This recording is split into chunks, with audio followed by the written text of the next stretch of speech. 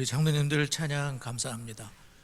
우리 옆에 계신 분들 서로 축복하겠습니다. 사랑하고 축복합니다. 사랑하고 축복합니다. 창세기 49장 야곱이 12아들을 축복하는 내용과 야곱의 죽음이 기록되어 있다고 했는데, 지난주에는 루벤과 시몬과 레위에 대해서 우리가 살펴보았습니다. 오늘은 이어서 네 아들을 축복하는 내용을 살펴보려고 하는데요, 첫째는 유다입니다. 넷째 아들인 유다에 대해서 8절을 다시 한번 읽도록 하겠습니다. 8절 시작. 유다야, 너는 내 형제의 찬송이 될지라. 내 손이 내 원수의 목을 잡을 것이요 내 아버지의 아들들이 내게 절하리로다. 야곱의 넷째 아들 유다에 대한 축복의 내용인데, 12명의 아들들 가운데 요셉과 함께 가장 많은 큰 축복을 받은 아들이 유다입니다. 그래서 유다와 요셉의 할애된 구절은 모두 5구절을 이렇게 쓰고 있어요. 다른 형제들은 한 구절 있는 형제도 있는데, 하여튼 5구절을 이렇게 하는데, 유다의 어머니는 레아였습니다. 그리고 유다는 레아의 넷째 아들인데요, 그가 넷째 아들을 낳았을 때 이제 뭐라 하냐면, 내가 이제는 여호와를 찬송하리로다. 그렇게 하면서 이제 비로소 하나님을 찬송하겠다 하면서 아들 이름을 찬송함 유다라고 이렇게 줬어요. 그런데 그 이름 그대로 야곱이 이제 유다를 축복할 때에 너는 형제들의 찬송이 될 것이다. 그의 이름을 그대로 형제들을 찬송이 될 것이다. 우리가 하나님의 사람 요셉을 계속 살펴보는 가운데 유다의 약진이라고 볼 수 있는 그런 사건을 보았습니다. 유다는 야곱의 집이 고난을 맞았을 때, 흉년을 맞았을 때 그때 진가를 발휘하는데, 애굽의 막내 베냐민을 꼭 데리고 가야 되는데 아버지가 베냐민을 위험한데 놓지를 못했습니다. 혹시 잘못될까 봐. 요셉도 잘못된다고 생각했는데 베냐민도 잘못될까 봐 그렇게 놓지 못할 때, 그때 장남 루벤이나 다른 어떤 형제들도 하지 못한 일을 유다가 하게 되는데, 유다는 베냐민을 대신하여 담보가 되겠나이다. 제가 책임을 꼭 지겠습니다. 제가 담보를 해서, 그래서 아버지를 설득하는데 성공을 하고 베냐민을 이제 드디어 데리고 이제 요셉이 있는 곳에 가게 됐었죠. 창세기 44장에서는 베냐민의 자루에서 요셉의 은잔이 발견되면서 형제들이 큰 위기를 닥쳤을 때, 그때 이제 총리 요셉 앞에서 간곡하게 설득을 한 사람이 유다였었죠. 그래서 형제 가운데 아무도 나설 리가 없을 때 유다는 베냐민을 대신해서 제가 종이 되겠습니다. 저 아이를 사랑하는 아버지께 꼭 보내야 된다고, 그렇게 하면서 자기가 종이 되겠다고 자처를 했던, 아무도 나서지 않을 때 본인이 나서서 그 희생을, 종이 되는 그 희생을 감수하겠다. 그래서 유다는 이렇게 희생의 아이콘이 되었던 것입니다. 그 유다 지파에서 우리가 알듯이 우리의 구원자 예수님께서 출생하시게 되는데, 예수님께서도 아무도 죄인된 우리를 위해 나설 사람이 없었을 때, 아무도 나설 리가 없었을 때 예수님은 외면하지 않으시고 우리의 모든 죄를 다 뒤집어 쓰시고 모든 죄를 대신하여 십자가에 죽으시고 우리를 모른 척하지 않으시고, 그 유다와 같이 예수님께서도 우리의 모든 죄를 십자가의 피로 씻으시고 부활하시어 새 생명을 주신 줄을 믿습니다. 이 유다가 형제 가운데 너는 찬송이 될 거라 하면서 아버지의 그 입에서 축복이 막 줄줄줄줄 쏟아져 나오는 거예요. 요셉도 마찬가지였지만, 근데 우리가 살펴봤지만 루벤이나 시몬과 레위는 또 그렇지 않았잖아요. 그들의 분량에 맞는 복이긴 했지만은, 그러나 유다에 대해서는 찬송이 될 것이다 하면서 그 유다 지파는 어떤 축복을 받을 것인가 8절부터 이렇게 쭉 보게 되면 너는 원수의 목을 잡게 될 것이다, 승리한다는 것입니다. 원수의 목을 잡게 될 것이다. 또한 8절에 형제들이 그 앞에 절을 하는 통치자의 축복을 받게 될 것이다. 또한 유다는 동물들 가운데 사자로 비유를 하고 있습니다.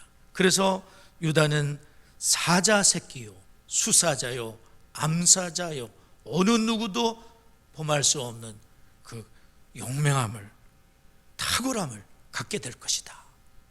유다의 후손들은 탁월하고 용맹스러운 사자 같은 인물들이 나올 것이다.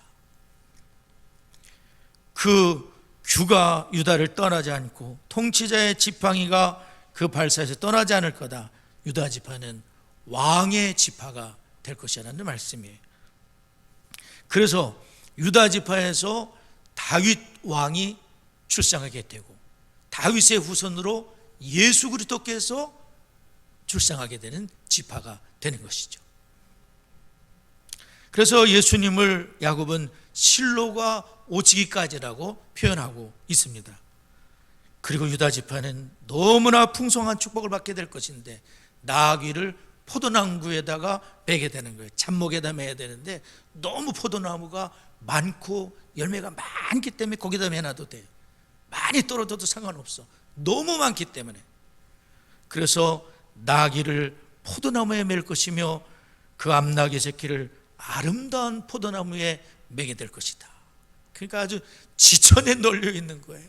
그 풍성함, 그 옷을 포도주에 빨 정도로, 그리고 눈이 포도주로 붉을 정도로 그 음료수를 대신해서 마셨는데 그렇게 지천에 널게 될 것이다. 우유가 이로 우유가 이가 희게 될 정도로 풍성함의 축복을, 사자와 같은 용맹함을, 왕의 지파가 될 것이고, 그런 모든 축복이 물론 유다가 행한 그 행실 때문만은 다 아니겠죠. 그러나 그것도 무관하지 않을 거예요. 하나님께서는 우리의 행한 일에 따라서, 또 그 분량에 따라서, 또 하나님의 은혜에 따라서 유다 지파는 메시아가 출생하게 되는 또 다른 장자의 축복을 유다가 받게 되는 거죠. 그래서 야곱은 그의 입에서 유다를 향한 축복의 말이 가득 차 있다는 것을 우리가 알게 되는 거예요. 그래서 유다는 가족의 고난 속에서 두각을 나타낸 희생의 아이콘이고, 그는 그렇게 형제의 찬송이 되었는데, 우리가 살펴봤지만 유다가 원래부터 그런 사람은 아니에요. 이분도 창세기 38장에 보면 이렇게 좀 곁길로 갔었던 것 같아요. 히라라는 사람과 가까이 새기면서 그 사람을 쫓아가지고, 그래서 가나안 여인과 결혼을 하고 아들 3명을 낳았는데 2명을 잃게 되고, 막내 아들이 장성하기까지 며느리에게 주시지 않다가 그 다말이 창녀인 줄 알고 며느리와 동침을 해서 하게 되는 그러한 일도 있었습니다. 어떻게 보면 어두운 과거라고 볼 수 있지만, 그런 유다가 가정이 고난 가운데 있을 때 결정적인 역할을 하게 돼요. 자기 자신을 담보로 내놓고 자기 자신을 종으로 들여 나는 우리 가족을 위해서, 그 내 막내 동생을 위해서, 아버지를 위해서 희생하겠다. 그런 유다에게 지금은 형제의 찬송이 되는 사람으로 변화가 됐다는 겁니다. 그리고 그 지파는 형제의 찬송이 되는 길로 점점 더 나아가게 된 줄 믿습니다. 현재도 찬송이 될 일이 있지만 앞으로도 더 많이, 이야 유다는 참 대단해, 참 유다는 찬송, 유다는 참 이렇게 하면서 칭송하는 그런, 그렇습니다. 유다는 변화된 사람이에요. 변화의 기회는 언제나 우리 앞에 있는데 우리는 지금 예측할 수 없는 시대를 살고 있습니다. 지난번에도 한번 말씀드렸겠지만 1997년도에는 IMF를 만났었죠. 그때 참 많은 충격을 받았어요. 저도 이런 일도 있구나. 은행이 막 도산이 되고 대기업들이 막 무너져 내리고 이 IMF가 이런 일도 있구나. 그렇게 튼튼하던 기업들이 무너지고 막 직장을 잃게 되고 IMF를 우리는 겪었었잖아요.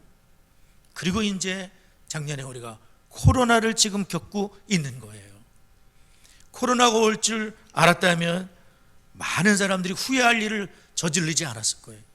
모르기 때문에 후회할 일들을 많이 저질렀어요.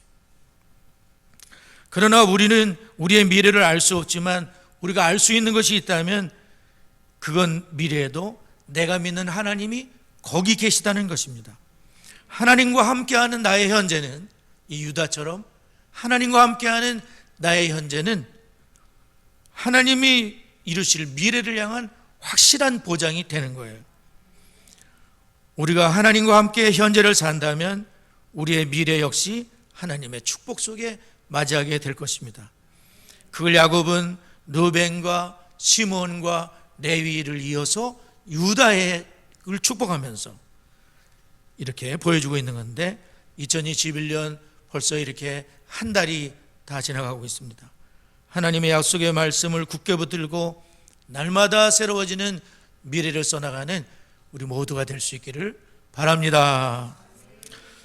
두 번째로는 스불론인데요. 13절을 함께 읽도록 하겠습니다. 시작. 스불론은 해변에 거주하리니 그곳은 뱀에는 해변이라 그의 경계가 시돈까지 이르도다. 스불론은 이제 짧게 이렇게 기록되어 있고 스불론의 그 축복은 어디에 거주할 것이고 그분들이 뭘 하면서 살 것인지에 대한 그런 내용이죠. 스불론은 해변에 거주하게 될 것이고 당연히 그 직업은 해변이기 때문에 뱀에는 해변이고 상업을 중시하는 그런 지파로서 세워지게 될 것이다. 그런데 그 경계가 시돈까지 이르게 될 것이라는 거예요. 그 경계가 확장되어서 시돈까지 이르게 될 것이다.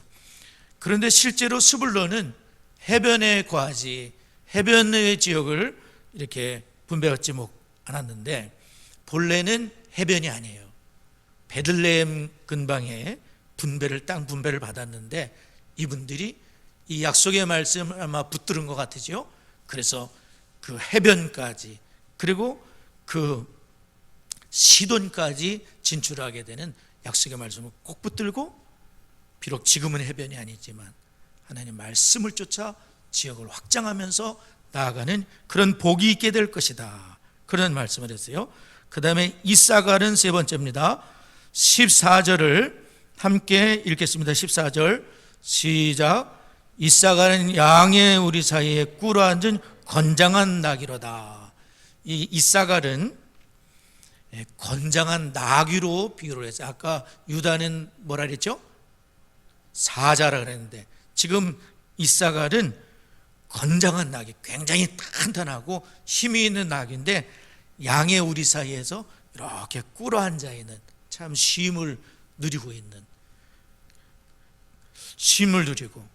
그리고 또 이어서 나오는 것은 그는 쉴 곳을 보고 좋게 여기며 그리고 토지를 보고 아름답게 여기고 그러니까 이분은 이 이사갈이라는 아들은 모든 걸 좋게 보는 눈을 갖고 있어요. 쉬는 것도 좋다. 그리고 그 토지도 참 좋다. 하나님이 주신 거 좋다. 이렇게 아름답게 보는 만족하는 그런 사람이 될 것이다. 자신의 주어진 현실에 만족하고 아름답게 보는 사람이에요. 그리고 어깨를 내려 짐을 메고 있어요. 앞지 아래 섬기고 있지만은 앞지 아래 살고 있지만 앞지 아래 살다는 건 어떻게 보면 뭐 노예일 수도 있지만 다른 쪽으로 보면 즐겁게 그 일을 할 수 있는 사람이라는 거죠. 그래서 섬김의 일에 이렇게 남의 멍에 아래 있지만은 그것을 잘 감당하는 이사갈이 될 것이다. 그런 말씀이에요. 그 다음에 네 번째는 단인데요, 16절을 함께 읽도록 하겠습니다. 16절 시작. 단은 이스라엘의 한 지파같이 그의 백성을 심판하리로다. 이스라엘의 한 지파라고 얘기하는 것은 아마도 단이 여종의 아들이기 때문에 이 여종의 종의 아들이에요. 몇몇 있죠? 그래서 단은 라헬의 여종인 빌하의 아들인데, 이 여종의 아들들 역시 하나님께서는 12지파 가운데 이렇게 속하도록 했어요. 하나님의 은혜로 여종의 아들들이 12지파가 될 수 있도록. 그래서 단은 비록 여종의 아들이지만 이렇게 그 백성을 재판하는 역할을 감당할 것이고, 단의 후손인 삼손에 의해서 그것이 성취가 되게 돼요. 단은 동물 가운데 뱀으로 또 이렇게 비유하고 있어요. 그런데 이 뱀은 아주 맹독을 가진 그런 독사입니다. 그래서 길섬과 새끼의 독사처럼 맹독으로 말굽으로 그 말탄 자를 떨어뜨릴 것이다.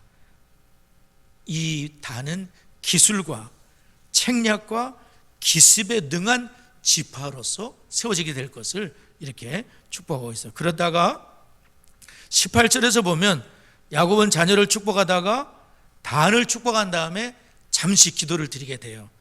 18절 한번 읽어볼까요? 18절 시작. 여호와여 나는 주의 구원을 기다리나이다. 이렇게 막 축복하다가 단을 축복하는데 한숨을 좀 쉬시고, 여호와여 저는 주님의 구원을 기다립니다 하면서 주님을 찾고 있어요. 여러 가지로 해석이 되지만 아마도 연약한 자녀들 때문에 하나님 앞에 그 르우벤이나 시몬이나 레위나 단도 뭐 뱀 같은데 여하튼 그 자녀들을 하나님 생각하면서 드린 기도다. 혹은 하나님 저에게 지금 힘을 주셔서 이 축복을 다 할 때까지 마지막 힘을 주세요 하는 기도일 수도 있고, 아니면 주님을 바라보는 그런 기도라고 보게 되는 겁니다. 그래서 야곱은 참 이렇게 축복할 때에도 최선을 다해서 그 아들들의 특성에 잘 맞게, 지금 과거의 현실과 지금의 그 현실에 잘 맞게, 뭐 베냐민 같은 경우는 물어뜯는 일이로다 막 이렇게, 막내 아들을 굉장히 사랑했는데도 너는 물어뜯는 일이다 막 이렇게 될 정도로 그렇게 했어요. 이제 말씀을 맺겠습니다. 우리는 오늘 야곱이 4명의 아들들을 축복하는 것을 살펴봤는데, 특히나 유다에 대해서는 말로 다 할 수 없는 축복이 쏟아지는 것을 보았습니다. 뿐만 아니라 스불론, 이사갈, 단은 그들의 분량에 맞는, 짧은 구절이지만 그들의 분량에 맞는 축복을 했습니다. 그리고 중간에 들어가 야곱의 간절한 짧은 기도를 또한 우리가 보았습니다. 넘치는 복을 받은 유다는 인생의 어느 시점부터 이분이 희생의 아이콘으로 등장하기 시작했고, 그래서 희생과 섬김으로 주님께서는 섬기는 자가 큰 자라고 말씀을 하셨는데, 아무도 거들떠보지 않을 때 주님께서 우리를 구원하셨듯이 유다 역시 다 쭈삣쭈삣대고 몸살이고 있을 때 제가 하겠습니다 하면서 나섰던 그 유다는 형제의 찬송이 될 것이고, 왕의 지파여 사자같이 될 것이고, 많은 복으로 풍성함의 축복을 받게 될 것이다. 그런 길을 봤습니다. 또한 유다는 변화된 사람이었는데 그의 아버지 야곱도 참 많이 변화된 분이죠. 한번 따라해보세요. 야곱은 많이 변화됐다. 저는 이 말년의 야곱을 보면서 이런 복음성가가 또 생각이 났어요. 무슨 복음성가냐면, 하나님의 꿈이 나의 비전이 되고 예수님의 성품이 나의 인격이 되고 성령님의 권능이 나의 능력이 되길 원하고 바라고 기도합니다. 야곱을 보니까 그런 복음성가가 생각이 났어요. 야곱은 하나님의 그 뜻을 잘, 지금 147세나 되고 병환 중에 있었는데도 그 늙은 분이 아주 총명하셔서 하나님의 뜻을 분별하고 그리고 아들들 12명을 잘 알고 있습니다. 그들의 분량에 맞는 축복을 있는 힘껏 하나님의 뜻에 맞게 자기 욕심대로 구하는 것이 아니라 하나님의 뜻에 맞게 그 하나님의 꿈이 자신의 꿈이 되고 그런 변화된 야곱을 보게 되는 거예요. 어떻게 보면 야곱은 간사함의 아이콘이지만 나중에 이렇게 성숙한 너무나 멋있는 하나님의 사람으로 이렇게 변화됐어요. 147세의 아들들을 축복한 그 말은 그대로 땅바닥에 떨어지지 않고 성경이 돼가지고 우리가 지금 읽고 있는 거 아닌가요? 이분의 말이 얼마나 귀하면 땅에 떨어지지 않았어요. 그게 다 하나님이 받으셔서 성경이 되게 하신 거예요. 그 정도로 이분이 변화된 거죠. 주님을 가까이 하고 그 뜻에 순종하여 마지막에 있는 힘을 다하여 하나님 앞에 쓰임받는 야곱도 보게 되는 거죠. 우리는 미래를 알 수가 없습니다. 그러나 미래를 준비할 수는 있는데 그것은 오늘 주님과 함께 살아내는 것인 줄을 믿습니다. 혹은 유다처럼 곁길로 갔다고 하더라도 다시 주님 앞에 돌아와 그 주님을 위해서 쓰임받게 될 때 하나님은 얼마나 큰 축복으로 함께 하시는지 주님이 심으신 그 자리에서 감사하면서 기뻐하면서 충성하면서 살아가는 복된 미래가 하나님과 함께 현재를 사는 분들에게 열리게 될 줄 믿습니다.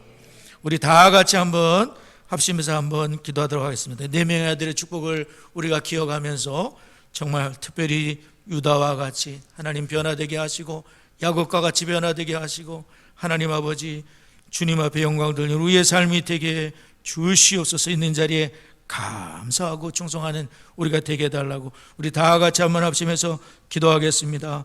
하나님 아버지 감사합니다. 하나님 아버지 저희들 아버지 귀한 자리에 하나님 불러주시고 아버지 하나님 인도하여 주심을 감사합니다. 하나님 아버지 저희들도 유다와 같이 야곱과 같이 하나님 아버지 변화된 삶을 살아갈 수 있도록 아버지 하나님 복을 내려 주시옵소서. 하나님 섬김의 아이콘으로 희생의 아이콘으로 살게 하여 주시고 하나님이 심으신 자리에서 감사하게 하시고 기뻐하게 하시고 하나님께 영광을 돌리게 하여 주시고 아버지 하나님이 주 앞에 쓰임받는 2021년 우리가 하나님 아버지 날마다 하나님의 말씀과 기도와 성령과 복음으로 새로워지는 저희가 되도록 은혜를 더하여 주시옵소서. 예수님의 이름으로 기도드리옵나이다. 아멘.